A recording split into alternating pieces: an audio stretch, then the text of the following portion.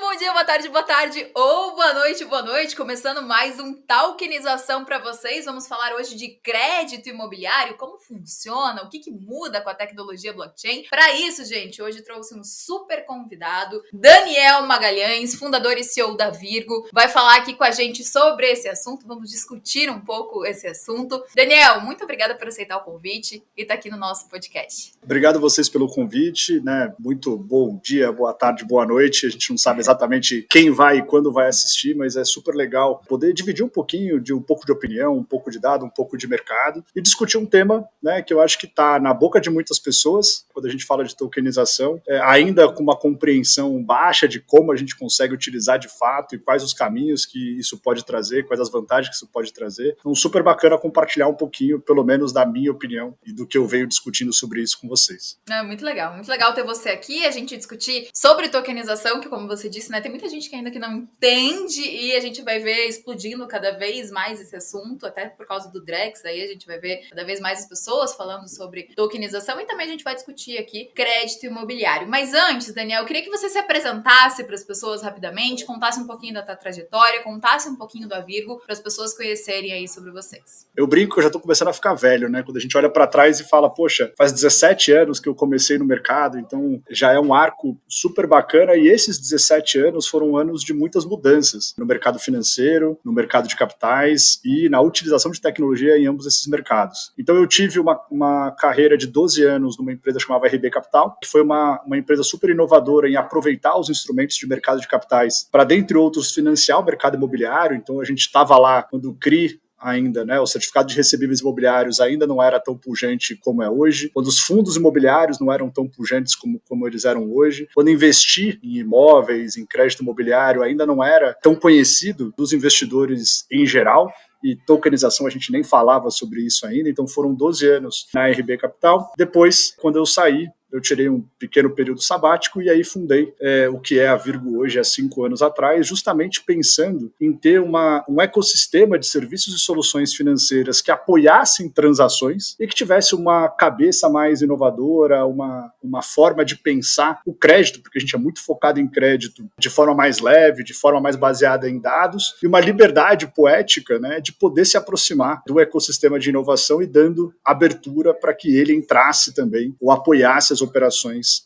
de crédito estruturado no mercado de capitais brasileiros. Então hoje na Virgo a gente é um conjunto de 4 empresas, a gente tem uma plataforma de soluções financeiras para ajudar empresas e projetos de médio porte a captar recursos no mercado de capitais, que é a Virgo Soluções Financeiras. A gente trabalha operações de 10 até 100 milhões de reais, e é onde eu acho que a tokenização vai chegar mais rápido e vai ajudar. A gente tem também uma das maiores securitizadoras do Brasil, que é uma prestadora de serviço para o mercado inteiro. A gente tem hoje sobre gestão 90 bilhões de reais em 500 operações ativas, são mais de 200 mil investidores pessoas físicas, mais de 130 gestores que já compraram papéis emitidos e monitorados por nós. E eu acho que quando a gente olha para camadas de tecnologia, de tokenização, tem bastante coisa que vem para ajudar. A gente tem a Vitrify, que é uma empresa de tecnologia de monitoramento de portfólios de renda fixa, então a gente está querendo ajudar os investidores a terem mais informação e tomarem melhores decisões. E a gente tem a Capital, que a gente tem uma participação minoritária, que faz equity, né, captação para projetos imobiliários aqui em São Paulo. E acho que todos esses negócios, seja o token em si, seja o que tem por baixo, e aí a gente está falando do smart contract, a gente está falando do blockchain, a gente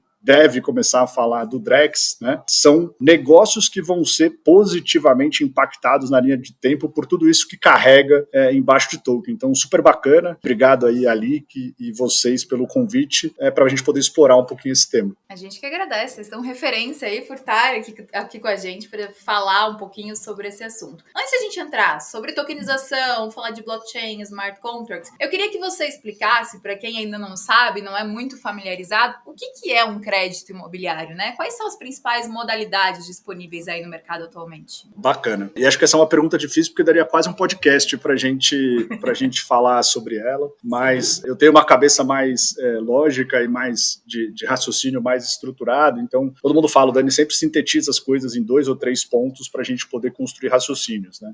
Então, acho que quando a gente fala de crédito imobiliário, a gente tem que dividir 2 extremos. O crédito imobiliário para o comprador de imóveis, e aí todos nós podemos ser exemplos desse cliente. Então, toda vez que a gente vai comprar um imóvel para morar, ou a gente vai comprar um imóvel como investimento para alugar, a gente pode ter acesso a um financiamento para a compra desse patrimônio ou realização desse investimento. Então, no comprador do imóvel, hoje no Brasil, você tem 2 tipos de financiamento. Você tem o financiamento imobiliário para aquisição, que pode vir da própria incorporadora, quando ela parcela o imóvel para você, isso é um crédito imobiliário indireto, ou de uma instituição financeira que vai te dar um crédito tendo o imóvel com garantia e você repaga esse financiamento no longo prazo. Então, são créditos para aquisição. E você tem a modalidade de alavancagem quando você já tem um imóvel e você quer fazer um levantamento de recursos e você dá o seu imóvel que já está quitado como garantia e capta recursos, isso é chamado de home equity. Então, essas são vamos dizer assim, o arcabouço que a gente tem de financiamento do comprador de imóvel, aquisição e home equity, sendo a aquisição pode vir do próprio incorporador ou de uma instituição financeira e o home equity uma forma de você se capitalizar para fazer novos investimentos, seja imobiliários ou não. Do outro lado, você tem quem constrói imóveis, né? Os incorporadores que vão usar crédito para compra do terreno e ou para financiar as obras, porque é uma atividade de capital intensivo, né? Você vai pensar que em 3 anos, 4 anos, você tem que comprar o terreno, fazer a aprovação, fazer o lançamento, construir o prédio inteiro e depois você começa a receber de fato dos futuros compradores desse imóvel. Então, o incorporador ou o loteador, ou qualquer empreendedor que está construindo ativos imobiliários, ele normalmente vai ter aí crédito para compra de terreno, crédito para financiamento e, eventualmente, depois, operações de capital de giro e etc. Então, tem um universo maior de financiabilidade. E aí, nesse universo, eu também divido em 3 espectros, né? Tem os financiamentos desestruturados, né? Ou seja, desorganizados, que muitos incorporadores fazem, trazem investidor, captam com amigos para levantar recursos para os seus projetos. Tem o financiamento do sistema financeiro, então os bancos fazendo crédito para as incorporadoras ou financiando obras das incorporadoras. E você tem o mercado de capitais. Então você tem FDICs, você tem o CRI, você tem as debêntures, que são instrumentos de captação, não com as instituições financeiras, com os bancos, mas com investidores dentro do mercado de capitais. Então, acho que crédito imobiliário, para sintetizar, você tem que olhar se é crédito para o comprador do imóvel ou para o desenvolvedor, para o incorporador, e aí para cada um deles você tem demandas diferentes e fontes de financiamento diferentes. E quais são os requisitos básicos, assim, para que uma pessoa ou uma empresa consiga obter um crédito imobiliário? Eu acho que a gente, pelo menos a forma como a gente olha, né? A gente fala que a gente tem 4 Cs, né? Você tem o primeiro C, que é a contraparte. Então, é você, de fato, analisar se é uma contraparte séria, se tem mídia negativa, se tem algum ponto de atenção relacionado ao perfil dessa contraparte. Em contraparte, a gente também olha para a capacidade de pagamento. Quando é uma pessoa física, normalmente se olha o holerite e o quanto que ele já tem de dívidas no mercado. Como é uma empresa, você olha o balanço e vê o que ela tem de capacidade de pagamento. Então, esse é o primeiro C, que é o que a gente chama de contraparte. O segundo C é o C de crédito mesmo, né, que é um pouco do que a gente falou na primeira, é a capacidade de pagamento desse potencial tomador. A terceira é o colateral, né? Então, assim, poxa, qual é o perfil dessa garantia, se essa garantia está perfeitamente formalizada, se ela tem algum apontamento que impediria ela servir de colateral. Então, contraparte, crédito colateral. E o quarto são quais condições eu vou, de fato, poder oferecer para essa demanda de crédito a partir dos primeiros 3. Né? Então, é muito de como a gente trabalha esse processo de análise, aprovação e execução das operações de crédito imobiliário aqui na Viro. E como que funciona, assim, olhando para a parte de investimento, né? Como que funciona o investimento em si em crédito imobiliário? Você consegue dar mais detalhes, assim, de quais são realmente as principais formas como os investidores conseguem participar desse mercado? Então, acho que, de novo, né, começando da forma mais desestruturada, né? Sempre existe no mercado imobiliário aquele financiamento dos amigos, né? Então, você empresta dinheiro para o seu amigo, compra um apartamento que ainda não foi lançado, participa de uma SPE como investidor. Então, isso é o que a gente chama do mercado não regulado. E aí, quando você olha para o mercado regulado, para você, como investidor, participar desse mercado, você tem algumas formas, né? Você pode comprar, por exemplo, uma LCI, uma letra de crédito imobiliário de uma instituição financeira. Indiretamente, você está financiando o mercado imobiliário, porque são títulos ligados ao mercado imobiliário. Outra forma indireta que poucos investidores sabem, mas a maior parte dos recursos da poupança tem que ser direcionados para financiamento imobiliário. Então, se você deixa o seu capital aplicado na poupança, você está financiando indiretamente ou provendo capital para o mercado imobiliário. E tem também a letra imobiliária garantida, que é um outro título bancário, e aí eu estou falando aqui dos produtos bancários, onde eu, como investidor pessoa física, posso alocar meu capital. Qual que é a beleza? desses produtos, né? Você não corre risco imobiliário, você corre risco do banco ou do FGC, então você também não tem uma rentabilidade assimétrica, você está garantido. A partir do mercado não regulado e dos instrumentos financeiros emitidos por instituições financeiras, você tem um terceiro conjunto de oportunidades de investir o seu capital, que é no mercado de capitais. Então você pode comprar cotas de um FDIC que faz financiamentos para o setor imobiliário, você pode comprar cotas de um FDIC que compra créditos de home equity, que foram tomados por pessoas que tinham imóveis, então FDIC são os instrumentos que você pode acessar esse mercado. E você Qualquer um pode acessar ou isso é restrito a investidores qualificados, por exemplo? Você tem 3 tipos de investidores hoje no mercado, né? Você tem os investidores de varejo, os investidores que são todos e qualquer pessoa que tem qualquer quantidade de recursos para investir. Você tem os investidores qualificados, que são investidores que têm R$1 milhão em patrimônio financeiro, e você tem os investidores profissionais que têm acima de 10 milhões de patrimônio financeiro. Por que essa especificação é importante? Porque o regulador, a CVM, o nosso xerife do mercado de capitais, né, esse terceiro bolso de oportunidades, ele tenta preservar os investidores que tenham menos conhecimento sobre risco e sobre produtos. Então, nos FDICs, tradicionalmente você trabalhava com investidores profissionais, você já tem alguns FDICs para investidores qualificados, mas recentemente a gente teve uma atualização da regulação que existem alguns tipos de FDIC que podem ser vendidos no varejo. E óbvio que quanto mais de varejo é o produto, menos risco ele pode assumir, mais informação ele tem que prestar para preservar esse investidor de entrada no mercado, que é o de varejo. Depois você tem o qualificado, depois você tem o profissional, onde a escala de conhecimento teoricamente, aumenta e, portanto, eles podem correr mais riscos. Então, FDICs. Outra forma de você investir no mercado imobiliário é através da compra de fundos imobiliários, né? Então, são fundos que você negocia como se fossem ações. Então, você compra uma participação, né, uma cota desse fundo e ela negocia na bolsa. E esses fundos podem comprar imóveis, que é o que o pessoal chama de tijolo, eles podem comprar papéis, que são fundos de crédito, e eles têm os fundos híbridos, que podem fazer tudo. Então, essa é outra forma de você, como investidor, participar do financiamento imobiliário. E, por fim, você tem, dentro do mercado tradicional, os CRIs, né, que são papéis de renda fixa emitidos com o objetivo de fazer algum tipo de financiamento da cadeia imobiliária. Mas, obviamente, que esse mercado está evoluindo, então eu não posso deixar de mencionar que hoje você já tem plataformas de tokenização que estão oferecendo alternativas de investimento por meio da venda e compra de tokens, cujo objetivo, no final, é te dar participação num projeto, te dar acesso à renda de um empreendimento ou até o token representando um crédito. Então, o sistema financeiro, o mercado de capitais tradicional e agora o mercado 3.0 aí com o advento da tokenização como produto de distribuição, que eu acho que é importante a gente comentar, porque acho que a gente fala muito sobre tokenização e nem todo mundo entende o que é a tokenização de fato, né? E eu converso bastante. Que existe podcast aqui, ó, pra gente educar as pessoas sobre isso, porque realmente é uma coisa que a gente que tá falando sempre já tá familiarizado, mas muitas pessoas não entendem, não se sentem seguras, muita gente quando fala em blockchain ainda associa com cripto, então assim, existe ainda uma eu acho que é exatamente isso que a gente precisa ajudar as pessoas a entenderem, né? Eu acho que quando a gente traz o nome tokenização, tem um dos meus sócios aqui que ele traz uma definição. A gente tem que tomar muito cuidado com palavra grávida. Palavra grávida é aquela que a gente...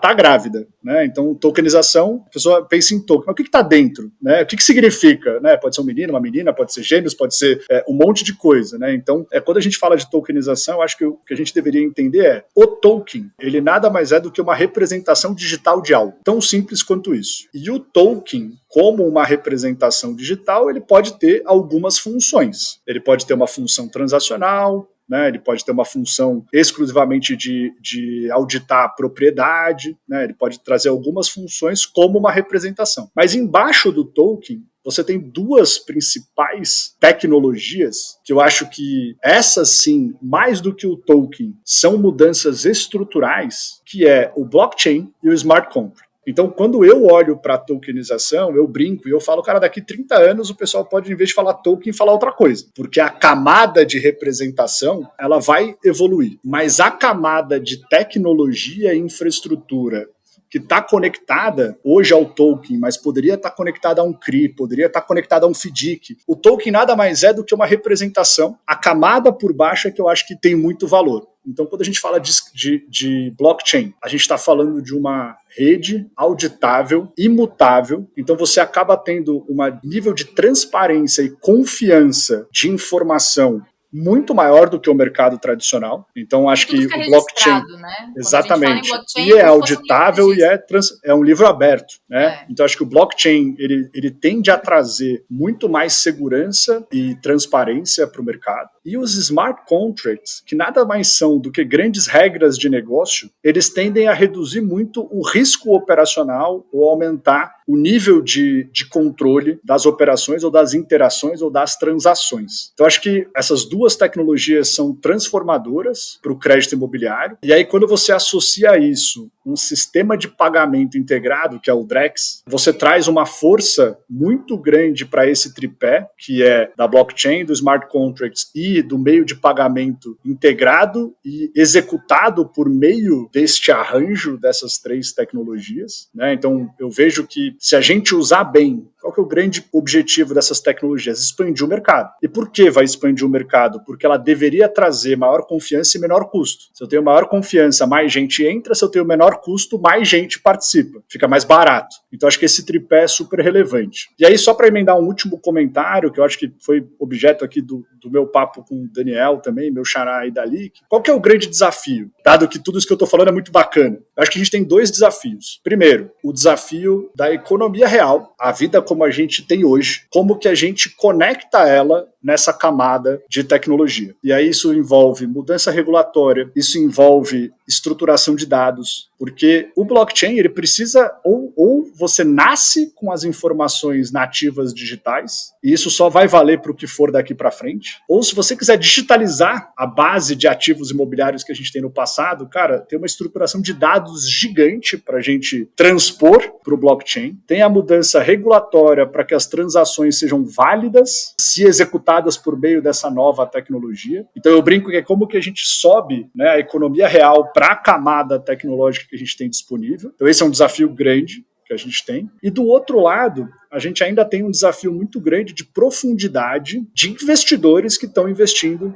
em ativos digitais. Para não falar de token, mas a gente poderia falar, porque vários dos fundos que compram produtos do sistema financeiro e produtos do mercado de capitais não podem comprar tokens. Várias pessoas físicas ainda não sabem entender o que é o token e para que ele serve. Né? Eu brinco, eu falo muito isso com o meu time de riscos, né? Eu falo, cara, a gente cai no golpe do WhatsApp e a gente investe no tigrinho, ou a gente aposta no tigrinho, dependendo de como você estiver marketeando. Então, cara, a gente ainda é muito ingênuo como sociedade brasileira e em vários lugares do mundo. Então, assim, o token, ele cai num lugar que não é o lugar que ele deveria estar, né? Ele não é uma aposta, ele não é um golpe, ele é uma estrutura regulada, controlada, mais barata, auditável e transacionável 24/7, né? Então muito mais mobilidade, mas a gente ainda tem uma curva de adesão muito grande para percorrer para que o mercado de tokenização seja tão aderente quanto o mercado tradicional, seja o mercado financeiro, seja o mercado de capitais. A gente ainda tem um desafio de profundidade para que esta camada do mercado 3.0, essa camada de captação de recursos por meio da tokenização, seja relevante. Hoje a gente ainda está fazendo muitos balões de ensaios, né? Assim, eu acompanho muitas das plataformas e muitos dos negócios que estão distribuindo token e utilizando blockchain, smart contracts e futuramente o arranjo do Drex como solução de confiabilidade e barateamento, e poxa, eles ainda captam 10 milhões, 15 milhões, os bons por mês. O mercado de capitais fez 400 bi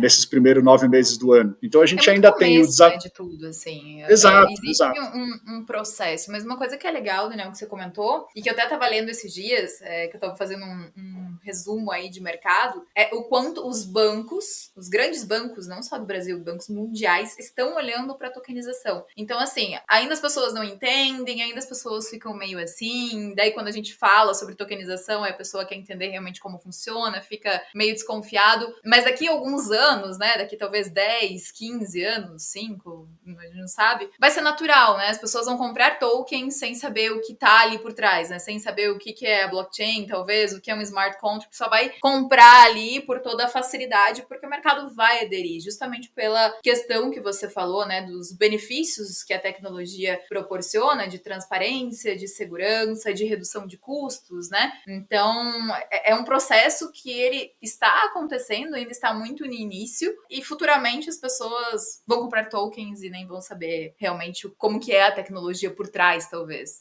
É simples, é fácil, é mais barato, aqui talvez tenha uma rentabilidade até maior, porque tem redução de custo para emissor também, então talvez consiga proporcionar uma rentabilidade maior para investidores, e as pessoas vão comprar tokens, e vai ser algo natural, assim, mas é um processo. Eu falo muito, né, assim, eu acho que o mercado, ele é um grande marketplace, né? Então são empresas e projetos querendo tomar dinheiro e investidores, pessoas físicas ou não, querendo rentabilizar o seu dinheiro. E tudo que existe hoje são infraestruturas ou gargalos para tentar conectar essas duas partes.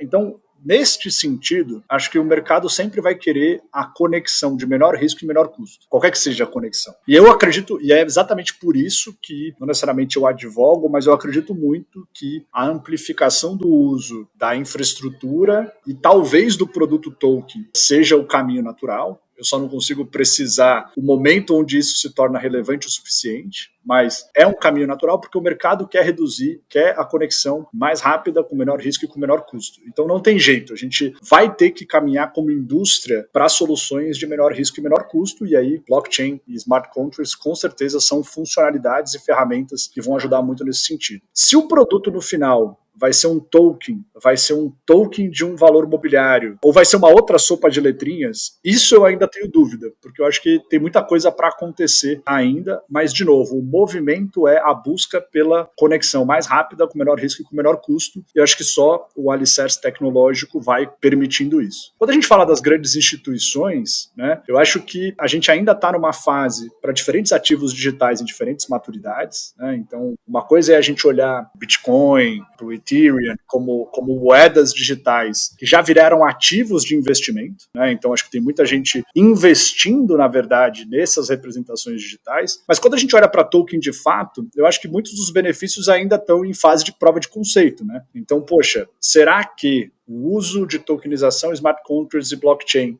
reduz o risco de um produto semelhante a um FDIC? Eu sei que vocês fizeram recentemente uma solução parecida com essa. Vai levar um tempo para a gente conseguir provar, superar a fase de estudos para realmente, então, validar essas hipóteses. Então, acho que a gente hoje ainda vê um movimento institucional muito mais de teste, assim, é melhor fazer alguma coisa do que não fazer nada, do que hoje um movimento genuíno de falar, não, cara, é por aqui que a gente vai. Essa é a minha opinião pessoal, tá? Acho que a gente, como indústria, ainda está tateando muito e muitas vezes participando disso como laboratório e não como modelo de negócio, sabe? Eu ainda não vi nenhuma instituição, pelo menos no Brasil, falou, não, cara, eu acredito nisso como fundamento de negócio. Eu acho que a tokenização como instrumento de captação vai substituir o mercado tradicional. Acho que a gente ainda está passando por muitas provas de conceito que, a partir do momento que elas provem o seu valor, aí elas vão ganhar um incentivo para que esse mercado aconteça. Eu tenho muita dúvida, por exemplo, se o benefício da redução de custo vai ser repassado para as empresas. Tenho muita dúvida, porque não é exatamente o interesse dos participantes de mercado, né? Eles querem ser remunerados. Então, a primeira onda, normalmente, se você encontra uma solução mais barata de captação do ponto de vista de custos, essa diferença fica para o intermediador, na primeira onda. E aí a margem do intermediador aumenta. Se a margem dele aumenta, chama atenção, mais gente vai querer fazer este movimento. Mais gente fazer esse movimento, você tem uma tensão competitiva, aí sim você começa a repassar isso para o tomador ou para o investidor, com mais taxa para um ou menos taxa para outro. Então é muito engraçado, toda vez que o mercado se movimenta com novos produtos, eu peguei algumas ondas nesses 17 anos, a primeira onda só beneficia o intermediário, porque ele encontrou uma janela de oportunidade de maximizar valor para ele mesmo, e não necessariamente repassar isso ou para o investidor ou para o tomador. E aí, como aumenta a margem dele, chama atenção, mais gente vai para esse produto, e aí você gera competição dentro dessa nova indústria, e aí sim você beneficia um dos lados, né?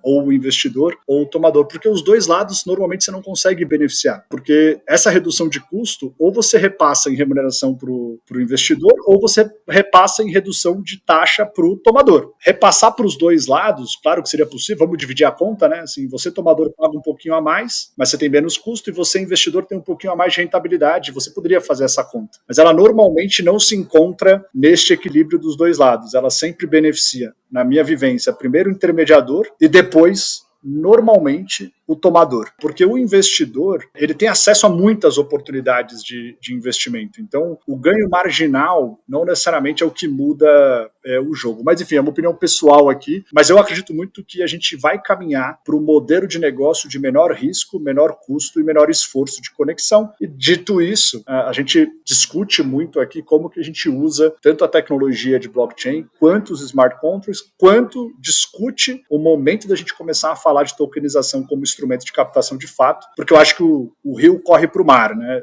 Globalmente a gente vai correr para esse lugar. Com certeza. Não, a gente vê BlackRock, WisdomTree, grandes empresas, né, grandes gestoras aí olhando para a tokenização, bancos, né, testando tokenização, mas realmente ainda tem essa questão, essa fase de teste para ver, ó, aqui funciona, aqui é bom. Mas o que é legal, assim, que eu tenho visto e ouvido, né, de feedbacks, assim, em relação a operações de tokenização, é justamente essa questão de todas as informações estão registradas ali na blockchain, né? Então, todos os envolvidos na operação conseguem ter acesso àquilo e não tem problemas de, um falou isso, que era isso, outro falou aquilo, e daí envolve um monte de gente e fica aquela bagunça, todo mundo buscando informação, e às vezes tem divergência também de valor, que eu já ouvi falar nisso, então tudo tá registrado lá, tá tudo certinho, todo mundo consegue consultar, que isso é uma coisa que eu tenho ouvido que às vezes é um problema em operações tradicionais, então não sou do mercado tradicional, mas é uma das questões que eu tenho ouvido, que é uma das soluções aí que a blockchain e os smart contracts trazem, mas é um processo, realmente. É um processo que a gente vai ter que acompanhar, vai ter todo um desenvolvimento, vai ter ainda um medo em relação ao mercado, né? Vai ter uma luta em relação ao mercado, até porque com a blockchain reduz a necessidade de intermediários e, consequentemente, pessoas, né?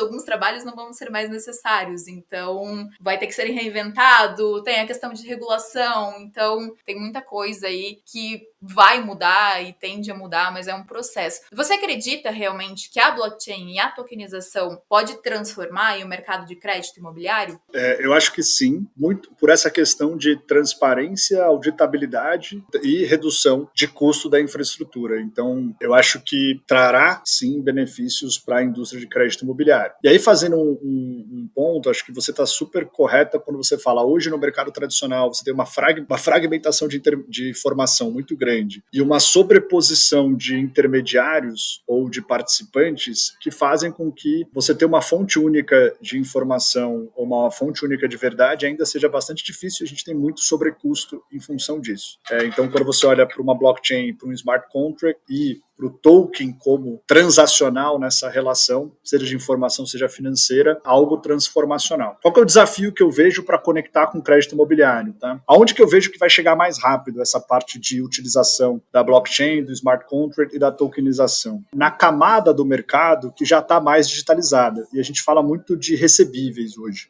Então, os recebíveis de cartão de crédito, eles já têm registradora, eles já têm muito mais informação centralizada, eles já são nativos digitais, porque quando você passa o seu cartão, você está passando numa máquina que já gera informação de fluxo para todos os participantes da cadeia.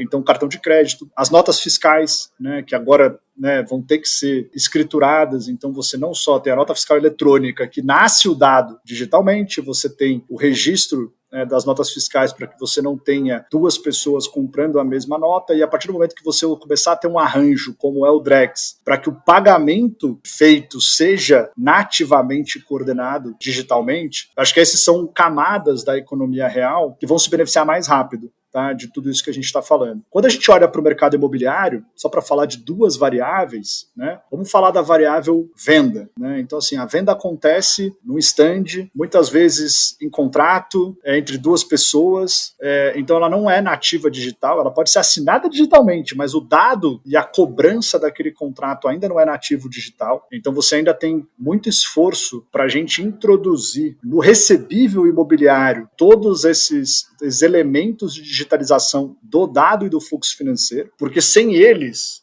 a utilização do blockchain, do smart contract e da tokenização, ela precede de um input não digital. Então o erro continua suscetível ao erro, a camada de input, você digitaliza a camada de conciliação e regras de negócio, mas você não nasceu com um arranjo nativamente digital, para falar do recebível. E aí, quando você fala do imóvel em si, a matrícula, o cartório, o direito de propriedade, você ainda também não está com esses elementos maduros o suficientes para que a troca da parte de titularidade também aconteça no ambiente ou por meio das ferramentas de digitalização e automação. Então, para o crédito imobiliário, apesar do token poder ser um instrumento de captação, apesar da blockchain e dos smart contracts poderem trazer uma camada adicional de segurança, a gente ainda tem um desafio do off-chain, né, do fora da camada digital, de como que a gente vai estruturar esses arranjos de informação, dados e financeiros e troca de propriedade para que, de fato, todo o benefício que a gente captura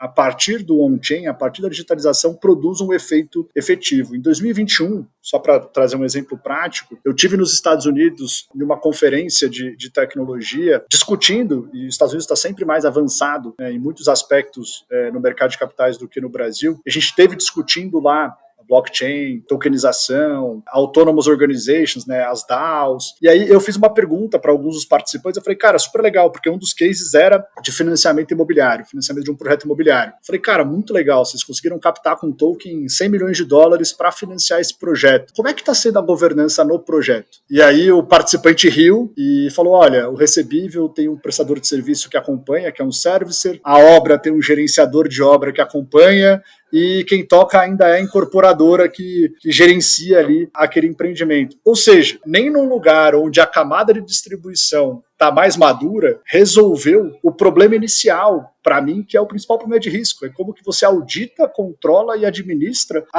o que está acontecendo fora da blockchain. Então a gente ainda tem esse desafio, eu acho que tem isso no mundo inteiro, eu estou trazendo um exemplo ali de um mercado super não, mas mais maduro que o nosso, que essa é a realidade. Quando a gente fala de crédito imobiliário, as coisas ainda acontecem no canteiro de obra, né? Ainda é sujando o pé na lama, ainda tem que botar tijolo, ainda tem que ver matrícula, ainda tem que ir lá fazer boletagem e cobrar o comprador do imóvel. E tudo isso ainda está acontecendo sujeito a uma prestação de serviço humana, manual, com alguma automação, mas não está acontecendo numa camada digital que você não está suscetível ao erro, ou à fraude, ou a desvio, ou a qualquer um dos malefícios que podem acontecer. Então a gente tem um caminho gigante, e eu acho que a gente tem que sim introduzir a blockchain, os smart contracts e os tokens como ferramentas para a indústria, para que eles ganhem mais margem, ou para que eles tenham benefícios nos custos para oferecer, seja de rentabilidade para os investidores, seja para os tomadores, mas isso é só um pedaço do problema. A gente ainda tem um desafio muito grande como sociedade, e aí Brasil ou global, de trazer a economia real para um nível de governança digital para que a gente consiga, de fato, suprimir os riscos que existem ainda e são precificados em toda essa cadeia. Com certeza. Não sei se eu falei muito complexo aqui, mas... Não, mas é exatamente isso. A gente falou de alguns desafios. Eu queria saber de você, assim, quais desafios, assim, como você acompanha muito o mercado tradicional, quais desafios você vê, assim, que a tokenização ela pode resolver, como controle de pagamento, execução de ativos, segurança jurídicas, de garantias. O que você vê realmente que a tokenização pode mudar?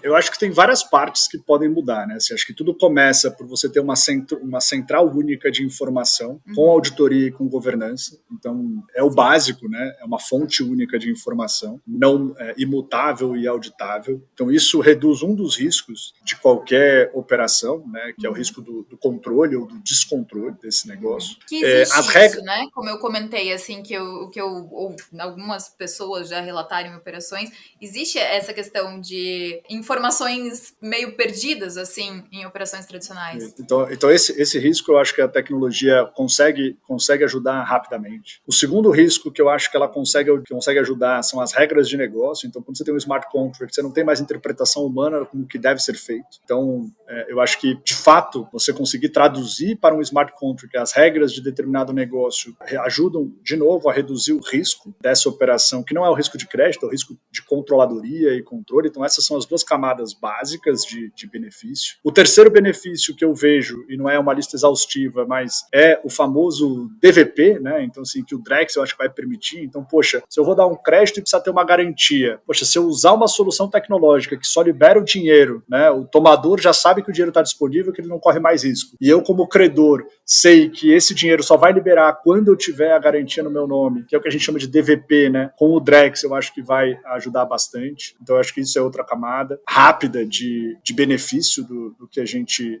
tem para capturar nos próximos 12, 24 meses. E aí, para além disso, eu acho que tem muito a parte dos recebíveis, quando a gente conseguir utilizar infraestruturas mais interligadas de recebíveis, né? Então, quando o comprador do imóvel pagar o boleto ou fizer o Pix da parcela dele, esse dinheiro não transitar pela conta de ninguém e transitar por uma camada tecnológica que faz a boa utilização deste fluxo financeiro, eu acho que vai ser outro benefício, porque a gente ainda tem muito risco de desvio ou de má interpretação. Então, se toda essa camada do fluxo financeiro estiver sendo orquestrada por um smart contract e estiver auditável por meio das informações da blockchain, eu acho que isso é um benefício um pouco mais de médio prazo. São desafios que o mercado enfrenta hoje, assim, no controle de enfrenta pra caramba.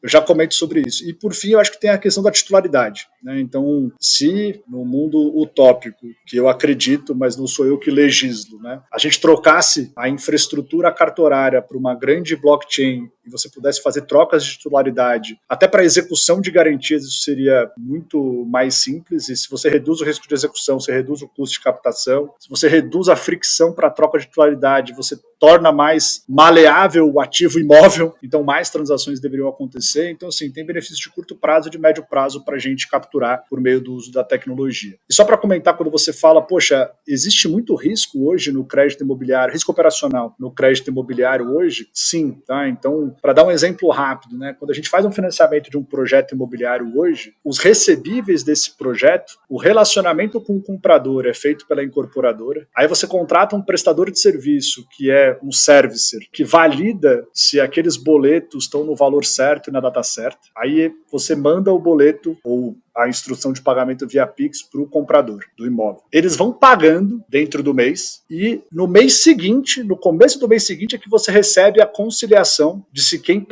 deveria pagar, pagou de fato, se teve mais inadimplência, menos inadimplência, se teve antecipação. Então, basicamente, você tem 40 dias que você tem uma informação não auditada ou não qualificada, e aí você vai tomar uma ação em cima disso, né? Então, assim, você tem um fluxo temporal ainda, uma desconexão temporal ainda grande dentro do universo de crédito imobiliário que pode trazer muito risco, né? Assim, você tem um delay de tomada de decisão quando está tudo bem, você tem um delay de tomada de decisão quando pode estar acontecendo alguma coisa não prevista. Então, acho que tem muito benefício para a gente coletar se a gente puder ter a informação no dia a dia, na hora a hora, no segundo a segundo, e mais do que isso, os alertas já sinalizando se está acontecendo alguma coisa diferente do esperado, e é exatamente isso que o Smart Contract tem a capacidade de fazer em interações por segundo, né, que nós humanamente não conseguimos acompanhar tudo isso. Então a tecnologia tem uma participação super relevante no futuro aí do crédito imobiliário. E como que as instituições financeiras, assim, só por curiosidade, elas lidam com a inadimplência e os riscos associados a isso? Eu nunca trabalhei numa instituição financeira, então qualquer opinião aqui é opinião, eu brinco que é opinião de terceiro, né? Então acho que as instituições financeiras estão fazendo o crédito imobiliário há muito mais tempo do que o mercado de capitais, tá? Assim, principalmente no Brasil, que você tem grandes instituições financeiras que têm que direcionar recursos de poupança para crédito imobiliário. Eles já estão fazendo o crédito imobiliário há muito tempo e eles estão aprendendo. Então eles desenvolveram sistemas de controle dos seus recebíveis, eles desenvolveram uma série de soluções tecnológicas, eu não vou chamar de tecnologia porque não necessariamente é tecnologia por si, mas soluções tecnológicas de controle e processamento, porque eles estão numa escala muito maior do que qualquer participante independente no mercado de capitais. Então eles têm a tecnologia e eles têm um benefício, né? Porque toda a parte financeira circula por dentro das suas próprias contas, né? Então acho que as instituições financeiras elas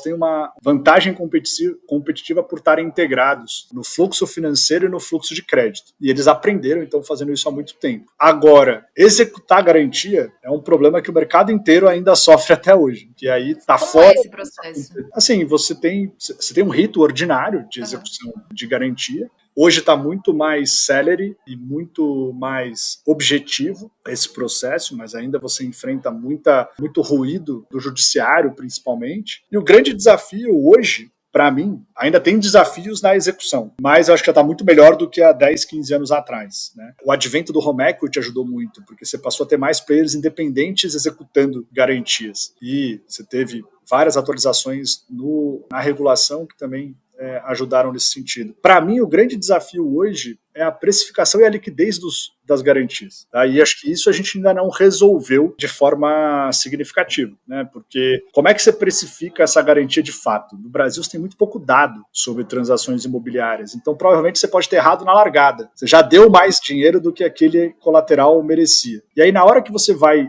levar a mercado, você executou essa garantia, você vai vender, você ainda tem uma dificuldade de precificação, você ainda precisa fazer leilão, você ainda precisa listar essa garantia em vários lugares e você não tem certeza do preço. Eu brinco, né? Eu vejo muito, né? Assim, quando você olha o mercado americano, que tem muito mais dado e muito mais liquidez, eu não sei se os ouvintes já tiveram a oportunidade de assistir esses programas do Discovery Channel, sabe, de casas, etc. Eu adoro esses programas. Ótimo, então você vai entender o que eu estou dizendo. Qual que é a margem de negociação de preço nos Estados Unidos? Nenhuma, né? Assim, meu preço de listagem é esse e se você não fechar hoje, amanhã está vendido. Ou seja, eles têm muito mais dado e muito mais liquidez e muito mais informação e eles trabalham no preço certo. Isso diminui muito o tempo para você reciclar, para você vender o seu ativo. Aí vem para o Brasil, que a gente não tem dado nenhum. Como é que é o processo de compra e venda num apartamento do Brasil? O cara pede 100, você como comprador, com a sua primeira proposta, 50. 80. Exatamente. Menos, né? Porque como a gente não tem o dado, o comprador pede o mais. preço que ele quiser e o vendedor pede o preço que ele quiser. Então, a gente ainda tem uma assimetria muito grande e isso atrapalha a liquidez, porque isso torna a compra e venda de imóveis mais demorado, porque você tem uma negociação muito maior. Então, eu tava acho que até esses dias, assim, só por curiosidade, eu tava conversando com um outro influenciador e investidor do mercado. E ele tá investindo no mercado americano, ele tá construindo casas, e, enfim, até tá vendendo tokens que representam frações deste imóvel para construção e tudo mais. E ele tava me mostrando realmente dados americanos e o tempo de venda de um imóvel. Então, o gasto, eles conseguem ter noção de tudo, assim, o gasto que eles vão ter, quanto tempo que demora para vender, o valor realmente, tipo, é muito ajustadinho, assim, isso. Você não vê As igual. decisões são tomadas com muito mais fundamento. E se você tem mais dado e mais fundamento, você pede menos remuneração. Mas se você pede menos remuneração, o dinheiro fica mais barato. Então, você tem um ciclo virtuoso. Né? Você consegue esperar Exatamente. Alguma coisa. Você tem um ciclo virtuoso que a gente ainda não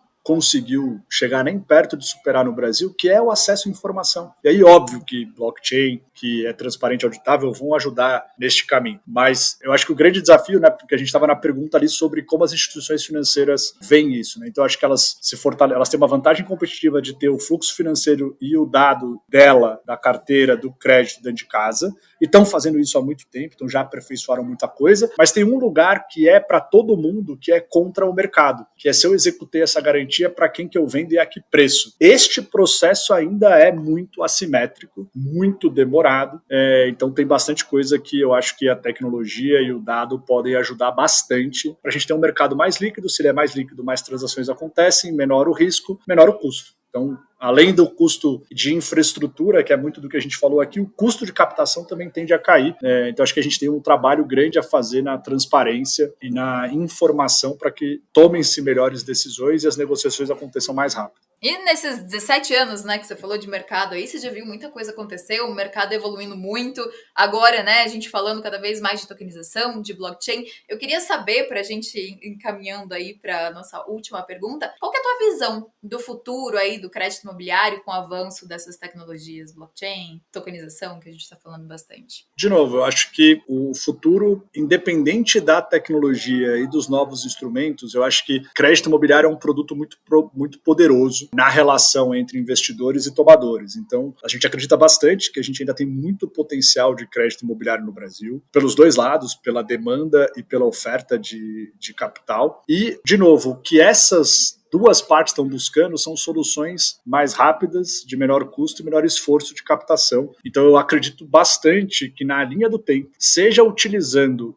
token blockchain e smart contracts como redutor do risco. Seja utilizando o token como instrumento de captação, porque eu acho que são dois lugares diferentes, a utilização de tecnologia e de tokens vai penetrar no mercado, vai ajudar a gente a explorar esse potencial do crédito imobiliário e vai acabar, né, beneficiando tanto tomadores quanto investidores na linha do tempo. Eu só tenho dúvida de se vai ser mais como ferramenta de redução de risco ou mais como ferramenta de captação. E aí eu acho que a gente tem que estar pronto para os dois cenários e eu acho que, enfim, essa é a minha visão, é isso que a gente discute aqui dentro da Viro. E o mercado está se preparando para isso, né? E o que eu acho legal é que o mercado brasileiro está super aberto a isso, né? Com o Drex, que a gente vem falando, né? Que está sendo desenvolvido, muitas coisas sendo testadas no Drex, né? Que a gente, até o presidente do Banco Central, já comentei várias vezes aqui, falando que a nossa economia vai ser tokenizada. Então, o Banco Central olhando para isso, o CVM olhando para isso, apoiando realmente a evolução do mercado. Então, acho que a gente tende aí a ver um futuro muito promissor em relação ao mercado financeiro, né? A nossa economia. Com certeza, por isso que a gente está aqui fomentando o education, o advocacy, trazendo mais conteúdo ou opinião. Se o meu conteúdo foi ruim, pelo menos é uma opinião aqui de que sim, a gente tem que olhar para isso e, de novo, isso é o futuro pela demanda do mercado, que é buscar maior controle, o menor risco e o menor esforço para se conectar. E, cara, acho que a tecnologia e o que a gente chama de tokenização e a sua infraestrutura, os smart contracts e o blockchain vão gerar um valor gigante. Quando a gente vê o Banco Central falando de tokenização da economia, ele está falando de mais auditabilidade, de mais controle, de mais transparência, de maior mobilidade do capital. Então, a gente está todo mundo atacando, tá todo mundo remando para o mesmo lugar. Como que a gente constrói um fluxo de capital mais eficiente? Porque no final das contas, e essa é uma opinião muito pessoal, o dinheiro começa na pessoa física e termina na economia real. Tanto faz o que você quiser colocar no meio do caminho, de um lado você sempre tem uma pessoa física que paga imposto e aí o governo utiliza, que deposita no banco e o banco utiliza, que faz investimento direto ou faz investimento num fundo e esse dinheiro volta. E você tem uma economia. Então, no final, é um jogo de duas partes, economia real e pessoas físicas que querem encontrar a melhor forma de se conectarem e fazerem negócios e transacionarem. Então, acho que todo mundo está remando para esse lugar de redução das ineficiências, de redução dos custos, de aumento da transparência, de aumento da mobilidade do capital e desse canal, desse conduíte entre essas duas partes. Então, acho que a gente está só no começo dessa jornada. Com certeza. A gente está vendo aí agora já até imóveis sendo tokenizados, você podendo comprar fração de imóveis aqui no Brasil. Isso é muito legal para a economia. A gente está vendo. E aí, de novo, eu acho que a gente tem que olhar, cara, qual que é a gênese disso, né? Por que eu quero fracionar um imóvel? Para dar mais acesso. Exato. Né? Porque nem todo mundo consegue comprar. Mas poxa, eu já poderia comprar um fundo imobiliário. Já existe essa solução. Já existe esse problema e já existe essa solução. A gente está construindo em cima do que já existe, tecnicamente falando, mas para trazer mais acessibilidade e menor custo. Porque esse é o grande, pelo menos na minha opinião, esse é o grande jogo. No final das contas, é como que a gente torna custo zero, limitação zero, mais controle 1000% para que essas conexões possam acontecer com cada vez mais pujança e cada vez mais eficiência. Isso está acontecendo e vai acontecer cada vez mais. A gente vai ver aí nossa economia girando cada vez, o mercado 24/7, né? Então, realmente, democratização de investimentos, a gente vai ver aí muita coisa boa acontecendo ao longo dos anos. Daniel, eu falei para você,